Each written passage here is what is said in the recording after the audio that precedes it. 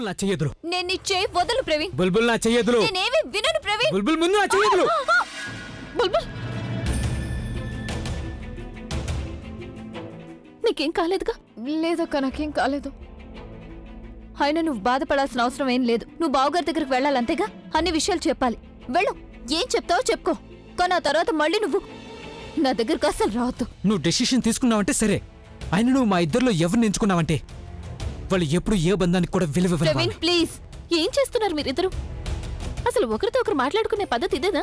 అయినా నా కారణంగా మీరిద్దరు గొడవ పడాల్సిన అవసరం ఏమీ లేదు. అక్క నేనేమీ అనలేదు. ముందు మీరు ఇక్కడి నుంచి పదండి. బుల్బుల్ పద. కాను వద్దు, నాకేమీ చెప్పొద్దు. పద నాతో. ప్రవీణ్ పద.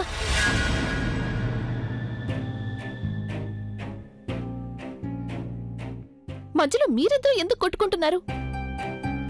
ఒకరినొకరు ప్రేమించుకున్న వాళ్ళు ఒకరినొకరు అర్థం చేసుకోవాలి, కానీ మీరిద్దరూ అర్థం చేసుకోవడానికి బదులు ఇలా. వదినా ప్లీజ్, మీ నోట్ నుండి ప్రేమ అనే మాట వినడం ఎలా ఉందంటే ఒక నాస్తికుడి నోట భగవంతుడి పేరు విన్నట్టుంది.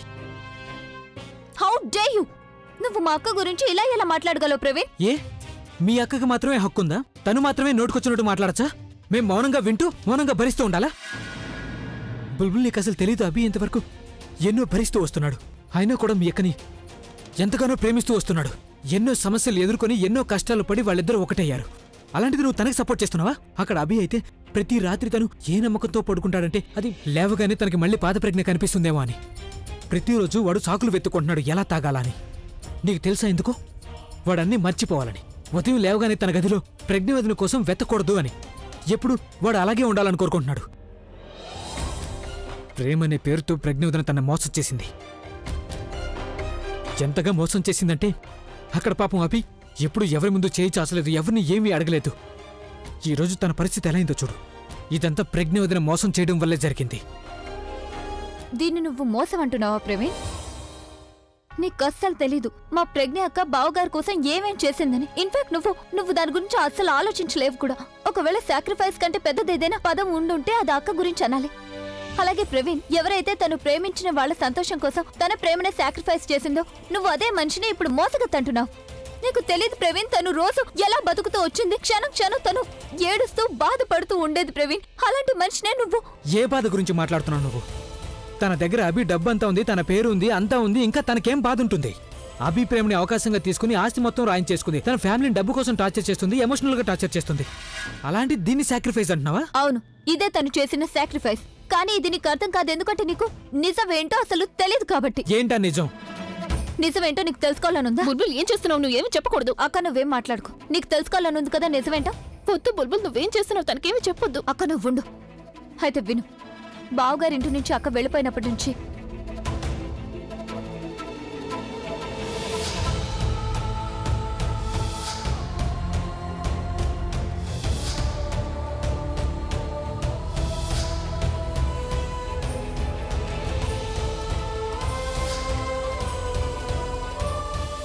ఇదే నిజం ప్రవీణ్. దీన్నే సాక్రిఫైస్ అంటారు, దీన్నే ప్రేమ అంటారు. ఏమైంది? ఎందుకు నువ్వెందుకలా మౌనంగా ఉన్నా? ఏదో ఒకటి చెప్పు ప్రవీణ్. ప్రజ్ఞ అక్క ఆలియాని డైరెక్ట్ గా ఎక్స్పోజ్ చేయాలనుకుంది, కానీ ఏ ఆధారం లేకుండా అది చేయడం సాధ్యం కాదు. ఒకవేళ ఎలాంటి ఆధారం లేకుండా అక్క ఆలియాని ఎక్స్పోజ్ చేసిందంటే అప్పుడు నింద మొత్తం నీ మీదకి వచ్చే అవకాశం ఉంది. ఎందుకంటే నువ్వు అభి బావగారి బిజినెస్ మొత్తాన్ని హ్యాండిల్ చేస్తున్నావు. నీ మీద ఫ్రాడ్ కేసు అయ్యే అవకాశం ఉంది ప్రవీణ్. నిన్ను కాపాడే ప్రయత్నంలో నీ మీద ఎలాంటి నింద పడకూడదని అక్క నిన్ను కాపాడాలనుకుంటే నువ్వు తన మీద నింద వేస్తున్నావు. Thank you Praveen, thank you.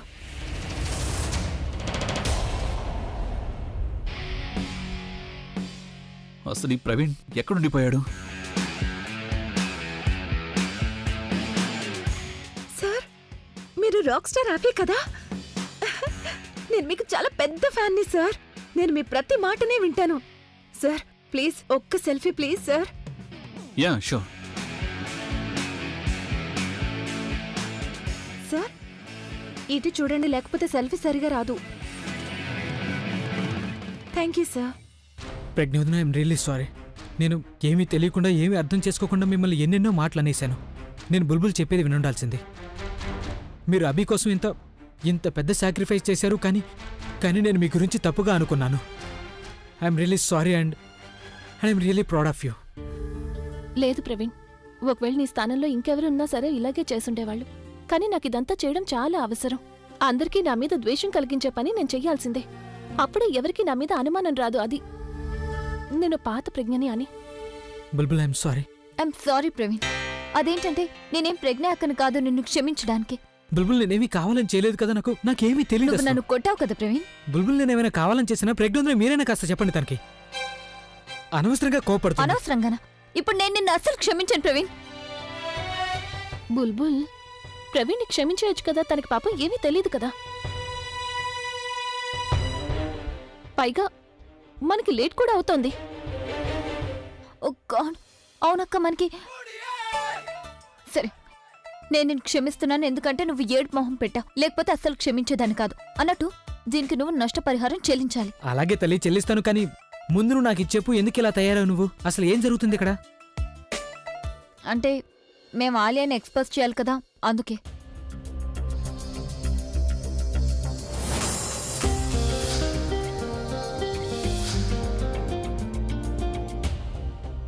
I can't believe this. Alia ఇంత నీచానికి దిగజారిందా? తన డబ్బుల కోసం అభి స్క్రాచ్ మ్యూజిక్ ని అమ్మేస్తుంది. అది కూడా అభి ఫైనాన్షియల్ కండిషన్ సరిగ్గా లేదు, తన దగ్గర డబ్బు లేదని తెలిసినప్పటికీ తను ఇలా చేసిందా? అయినా ఇలా ఎలా చేయగలదు?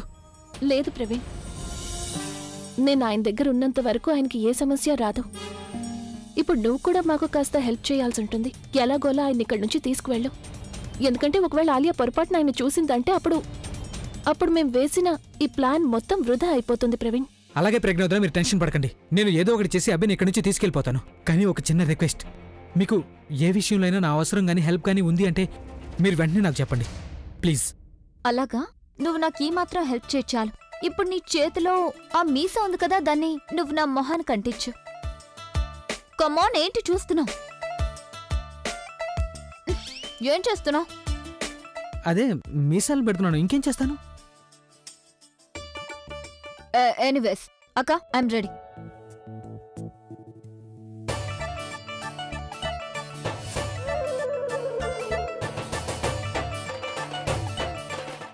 అక్క వెళ్దామా? పద.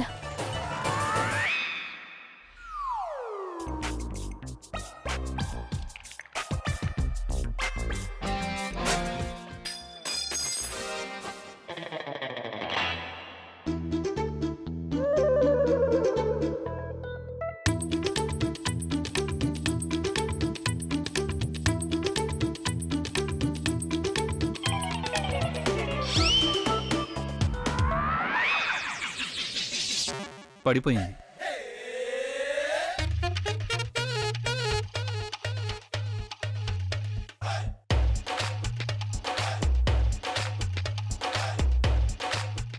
ఏంటి ప్రవీణ్, నువ్వు వాష్రూమ్కి వెళ్ళావా లేక స్నానం చేయడానికి వెళ్ళావా? ఇందాక నుంచి నీకోసం వెయిట్ చేస్తున్నాను. నీకు తెలుసా? యాక్చువల్లీ అభి, నేను వస్తుంటే నాకు తెలిసిన వాళ్ళు ఒకళ్ళు కనపడ్డారు, అందుకని మాట్లాడి రావడం వల్ల కొంచెం లేట్ అయింది. వద్దు, అటువైపు చూడకు. అటువైపు వాళ్ళు కూర్చుని ఉన్నారు. ఒకవేళ చూశారంటే మళ్ళీ గొడవ పడతారు. బుల్బుల్ ఏదో ఒకటి చెయ్యి. అసలు వీళ్ళకి ఇక్కడి నుంచి వెళ్ళాలని లేదనుకుంటాను. ఒకవేళ వీళ్ళు ఇక్కడే ఉన్నారంటే అప్పుడు చాలా పెద్ద గందరగోళం అవుతుంది. ఆలియా కనుక వీళ్ళని చూసిందంటే అప్పుడు ఏమీ జరగదు. నువ్వు ఏదో ఒకటి చేసి ప్రవీణ్ని ఆయన ఇక్కడి నుంచి తీసుకువెళ్ళమని చెప్పు. సరే, నువ్వు టెన్షన్ పడుకో.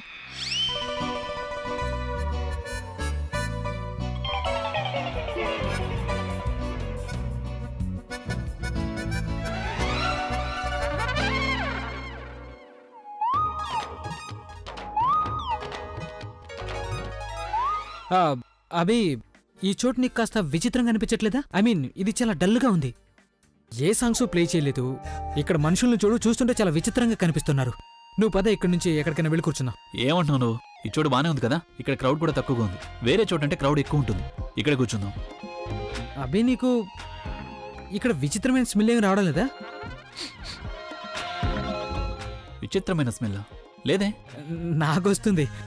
అలాగే ఇక్కడ చాలా వేడిగా ఉంది కదా, అందుకే పద అభి, ఇక్కడి నుంచి వెళ్ళి మనం ఇంకెక్కడైనా కూర్చుందాం. నీకేమైనా పిచ్చెక్కిందా ప్రవీణ్? కాసేపటి క్రితం అన్నావు కదా ఇట్స్ సో కూల్, ఈ ప్లేస్ చాలా బాగుంది అని, సూపర్ గా ఉందన్నావు. కానీ ఇప్పుడు ఏవో వంకలు చెప్తున్నావు. ఏమైంది? అంటే అభి, నీకు తెలుసు కదా నాకేమనిపిస్తుందని. ఐ గెస్ ఈ ఫ్లోర్లో ఏదో గందరగోళం ఉంది. మనం ఇక్కడ కూర్చోవద్దు. నువ్వు పద వెళ్దాం. మాట్లాడకుండా కూర్చో. ఈ ఫ్లోర్లో కాదు, నీ మైండ్లోనే ఏదో గందరగోళం ఉంది. అభి, నేను చెప్పేది కాస్త విను. ఫుడ్ ఆర్డర్ చేయి.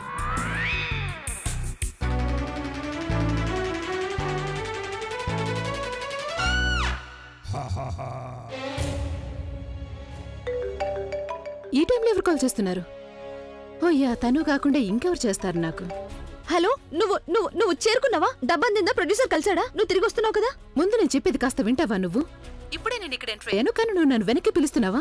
ఓ అలాగా, నేను అనుకున్నాను. ఎనీవే ఆలు, నేనేం చెప్పాలనుకున్నాను నువ్వు జాగ్రత్తగా విను. నువ్వు ప్రొడ్యూసర్ ని కలిసినప్పుడు జాగ్రత్తగా ఉండు, ప్రేమగా మాట్లాడు, యాటిట్యూడ్ చూపించద్దు. అలాగే మనకు వాళ్ళ అవసరం ఉందని కూడా వాళ్ళకి తెలియకుండా చూసుకోవాలి. అలా అని చెప్పి నువ్వేం పొగరుగా ఉండొద్దు, కాస్త నేచురల్ గా ఉండు. నేను చెప్పేది నీకు అర్థమైంది కదా? Hello Alia, are you there? Hello. నేను వింటున్నాను. నాకు అనవసరమైన టిప్స్ ఇవ్వాల్సిన అవసరం కొంచెం కూడా లేదు. నాకు చాలా బాగా తెలుసు ఇలాంటి చోటు ఇలాంటి మనుషులతో ఎలా మాట్లాడాలి అని. ఓకే ఐ నో, కానీ నాలాంటి ఎక్స్పీరియన్స్ మనుషుల దగ్గర సలహా తీసుకోవడం వల్ల నష్టమేమీ ఉండదు. అయిపోయిందా? పెట్టేనా? No, wait.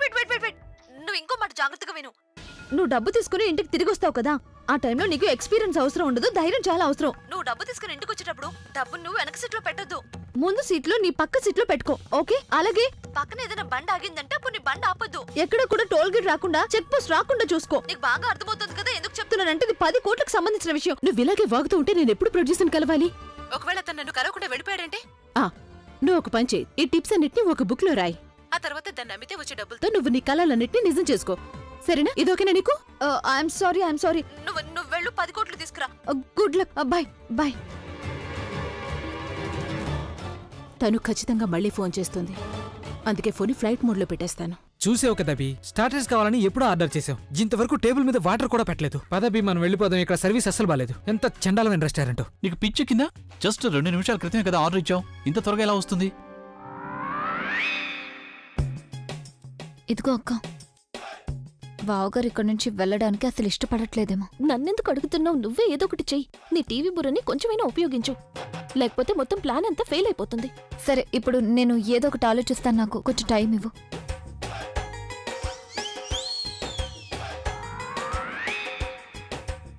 రఘు, నువ్వు నీ క్యారెక్టర్లోనే ఉండు, కత్తిని రెడీగా ఉంచు. అర్థమైంది కదా? జై మాతాది. బుల్బుల్ రాక్స్.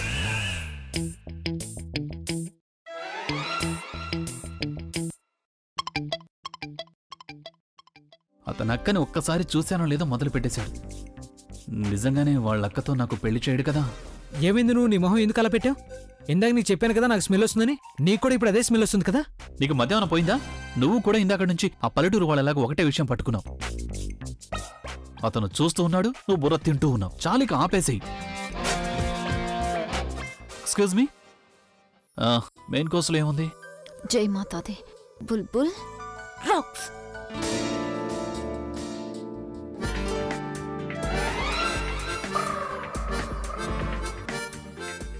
నేను వీళ్ళ ముగ్గురిని వదలను.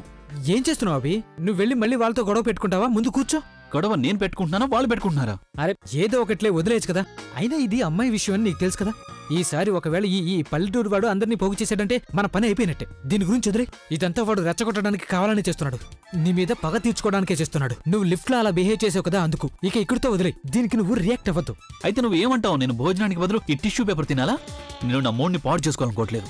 అబే, నేను చెప్పేది విను. నువ్వు నీ మూడెందుకు పాడు చేసుకోవాలి? అయినా ఒక పని చేద్దాం, మనం ఇక్కడి నుంచి వెళ్ళిపోదాం. మళ్ళీ ఇంకెప్పుడైనా రావచ్చు. ఇలాంటి గొడవలు పడాల్సిన అవసరం మనకే ఉంది. ఇది ఆఖరిసారి.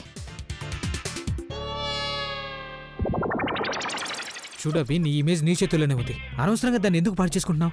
ఆ పిచ్చి వాళ్ళు ఏదో ఒకటి చేయడానికి ముందే మనం ఇక్కడి నుంచి వెళ్ళిపోదాం. పద. I guess you are right Praveen. ఎందుకంటే ఇది మన ఏరియా కూడా కాదు. ఒకవేళ మన ఏరియా అయి ఉంటే అప్పుడు నేను వాళ్ళిద్దరిని వాళ్ల మీసాలతోనే ఎలక్ట్రిక్ వైర్కి వేళ్లాడదీసేవాడిని. పద, ఇక్కడి నుంచి వెళ్దాం.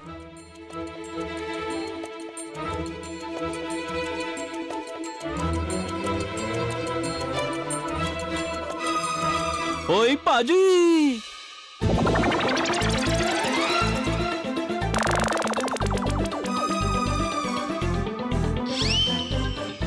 అక్క, బావగారు వెళ్ళిపోయారు. వెళ్ళిపోయారా? అక్క, నువ్వు ఒప్పుకోకపోయినా నీ భర్త అభి ఉన్నాడే, ఎప్పుడు కోపం ఆయన ముక్కు మీద ఉంటుంది. చూడు బుల్బుల్, ఎవరినైనా అను కానీ ఆయన మాత్రం ఏవి అనొద్దు. అలాగా? నేనంటాను. ఎంతైనా ఆయన మరదలిగా ఆ మాత్రం హక్కు నాకు ఉంటుందిగా. అవునా రఘు? మరదల హక్కు తర్వాత, ముందు చెల్లెలుగా నాకేం చేయాలో అది చూడు. ఇప్పుడు మొత్తం అంతా నీ చేతుల్లో ఉంది. అలాగే రఘు, నువ్వు ఇక్కడే చుట్టుపక్కలే ఉండు. ఆలియా మీద నిఘా వేసుంచు. బుల్బుల్ విషయంలో ఎలాంటి గందరగోళం జరగకూడదు. యూ డోంట్ వరీ, నేనున్నాను కదా. బుల్బుల్ ప్లీజ్ నువ్వు జాగ్రత్తగా ఉండి, ఎందుకంటే ఆలియా చాలా తెలివైంది. అయినా ఆలియా తెలివైందైతే అప్పుడు నేను కూడా తనకన్నా చాలా ఎక్కువ స్మార్ట్ అక్క. నా ఈ టీవీ ఐడియా ఉందే, అది బాగా పనిచేస్తుంది. డోంట్ వరీ, చూస్తుండు, తను నేను ఎక్స్పోజ్ చేసి తీరుతాను. నువ్వు మాత్రం జాగ్రత్తగా ఉండు. ఓకే.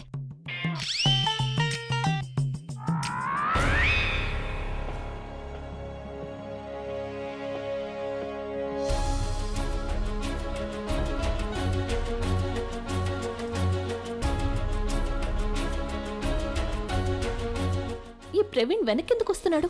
తనతో ఆయన కూడా ఉంటారేమో. ప్రజ్ఞోదన రిలాక్స్, నేను మాత్రమే వచ్చాను. అభి కింద కారులో ఉన్నాడు. నేను ఇన్ఫాక్ట్ ఇక్కడికి నా ఫోన్ మర్చిపోయానని చెప్పొచ్చాను. కానీ నువ్వు అసలు వెనకెందుకు వచ్చావు? వదిన, నేను మీతో ఒక విషయం మాట్లాడాలి. యాక్చువల్లీ నా దగ్గర ఒక మంచి ప్లాన్ ఉంది. దాంతో మీరు మీ ప్లాన్ ని చాలా పర్ఫెక్ట్ చేసుకోవచ్చు. ఏంటా ప్లాన్? ప్రజ్ఞోదన, మీరు ఆలియాకి వ్యతిరేకంగా ఆధారం కోసం చూస్తున్నారు కదా, దాన్ని ఎక్స్పోజ్ చేయాలని చూస్తున్నారు కదా. కానీ ఆధారం వెతకాల్సిన అవసరం ఏముంది? అంటే ఏంటంటే, ఇలా చూడండి, ఆలియా ఇక్కడికి వచ్చినప్పుడు నేను అభిని వెనక్కి తీసుకొస్తాను. ఒకవేళ అభి స్వయంగా తన కళ్ళారా ఆలియాని చూశాడంటే అప్పుడు మీకు ఆధారం కావాల్సిన అవసరం ఏం, తనకు మొత్తం అంతా తెలిసిపోతుంది కదా. కానీ ప్రవీణ్, ఇదంతా ఎలా జరుగుతుంది? ఆఖరి చూడండి ప్రజ్ఞోదన, మీరు లాస్ట్ మూమెంట్ లో ఏం చేయాల్సిన అవసరం లేదు.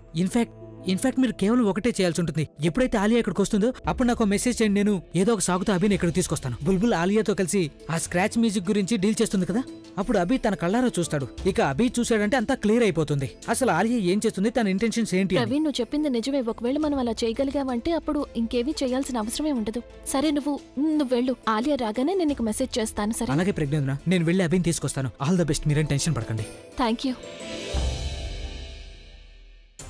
ఆయన మొత్తం అంతా కళ్ళారా చూశారు అంటే అప్పుడు ఆలియా గురించి నిజం ఆయన కళ్ళ ముందు బయటపడుతుంది. నాకు ఇంతకంటే మంచి అవకాశం ఇంకెప్పుడూ దొరకదు. అలాగే ఆలియాకి ఇంతకంటే చెడు ఇంకేమీ ఉండదు. నాకింతవరకు ఎవరూ ఫోన్ చేయలేదు. ఆలియా అక్కడికి చేరుకొనుంటుంది పాటికి. తను అక్కడికి చేరుకుందో లేదో ఎలా తెలుస్తుంది? అసలు ఇంతకీ అక్కడ ఏం జరుగుతుందో ఏమీ అర్థం కావట్లేదు. నేనిప్పుడు ఏం చేయాలి దేవుడా? అన్నట్టు నేను బుల్బుల్కి ఫోన్ చేసి చూస్తాను. అదే సరిగ్గా ఉంటుంది. అరే లేదు, బుల్బుల్కి నేను ఫోన్ చేయకూడదు. ఒకవేళ బుల్బుల్ గనక ఆలియా ముందు కూర్చుంటే, ఆ పరిస్థితిలో ఆలియా బుల్బుల్ ఫోన్ చూసిందంటే అంతా పాడైపోతుంది. లేదు, నేను ఫోన్ చేయకూడదు. ఏం చేయాలి? ఏం చేస్తాం? వాళ్ళ ఫోన్ కోసం నేను ఎదురు చూస్తూ ఉండాలంతే. అన్నట్టు నేను బుల్బుల్కి ఫోన్ అయితే చేయలేను, కానీ ప్రజ్ఞకైతే చేయగలను కదా. ప్రజ్ఞకి ఫోన్ చేసి అడుగుతాను. నేను చెప్పేది విను బుల్బుల్. ఇప్పుడు మనం చాలా అలర్ట్ గా ఉండాలి, ఎందుకంటే ఆయన తిరిగొస్తున్నారా? కానీ అక్క, ప్రవీణ్ బావగారిని తీసుకుని వెళ్ళాడు కదా. కానీ తనే ఆయన్ని తిరిగి తీసుకొస్తున్నాడు. ప్రవీణ్ నాకు ఒక కొత్తది ఇంకా బెటర్ ఐడియా ఇచ్చాడు. ప్రవీణ్ ఏమన్నాడు అంటే, ఆయనే స్వయంగా ఆలియాని రెడ్ హ్యాండెడ్ గా పట్టుకున్నారంటే బాగుంటుంది అని. అంటే నీకు అర్థమైందా? ఒకవేళ ఆయన స్వయంగా ఆలియాని స్క్రాచ్ సీడీ అమ్మడం చూసారంటే మనకి ఏ ఆధారమూ అవసరం ఉండదు. చూసావక్క, ప్రవీణ్ నాతో కలిసి ఉండడం వల్ల చాలా స్మార్ట్ అయిపోయాడు. మొత్తం క్రెడిట్ తీసుకోవాల్సిన అవసరం ఏమీ లేదు. నువ్వు వెళ్ళి మొత్తం అన్ని పనులు చూసుకోవాలగే జాగ్రత్త. ఎప్పుడైతే ఆలియా నీకు స్క్రాచ్ సీడీ అమ్ముతుండగా దొరికిపోతుందో అప్పుడు అక్కడి నుంచి నువ్వు సైలెంట్ గా వెళ్ళిపో ప్లీజ్. ఎందుకంటే మనం ఇందులో ఇన్వాల్వ్ అయ్యి ఉన్నామని ఆయనకు తెలియకూడదు. ఎందుకంటే మనమే ప్లాన్ వేసాం కదా. అక్క, నువ్వు టెన్షన్ పడకు. యాక్చువల్లీ అదేంటంటే, నాకు ఈ ఆటలో చాలా ఎక్కువ మజా వస్తుంది. ఈ ఆట ఉంది చూసావా, ఇది లైవ్ గా మారిపోయింది. అలాగే లైవ్ ఆడియన్స్ కూడా ఉన్నారు, బావగారు ఇంకా Praveen. Wish me luck. All the best. వెళ్ళు. Okay, bye.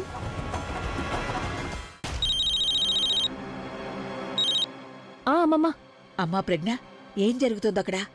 ఆలియా అక్కడికి వచ్చిందా లేదా? తను దొరికిపోయిందా లేదా? ఎలాంటి గందరగోళం జరగలేదు కదా? త్వరగా చెప్పు నాకు. లేదమ్మమ్మ, ఇంకా ఏమీ జరగలేదు. ఆలియా ఇంకా రానేలేదు. అయితే దాని గురించి నువ్వు చెప్తే బాగుండేది కదా.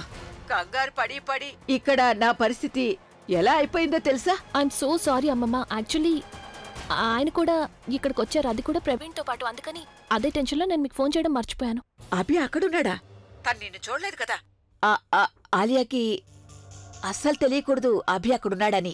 తనకి తెలిసిపోయిందంటే అప్పుడు చాలా గందరగోళం అయిపోతుంది. తను వెంటనే పారిపోతుంది. మన ప్లాన్ కూడా ఫెయిల్ అయిపోతుంది. అలాంటిదేమీ జరగదమ్మమ్మ. యాక్చువల్లీ ఆయన ఇక్కడికి రావడం ఇంకా బెటర్ అయింది కదా.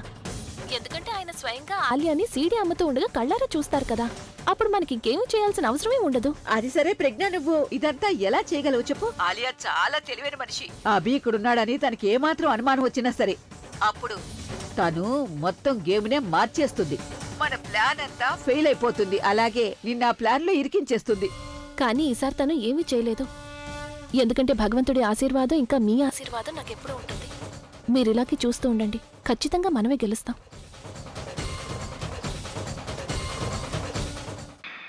సీడీ డబ్బు తెచ్చారా?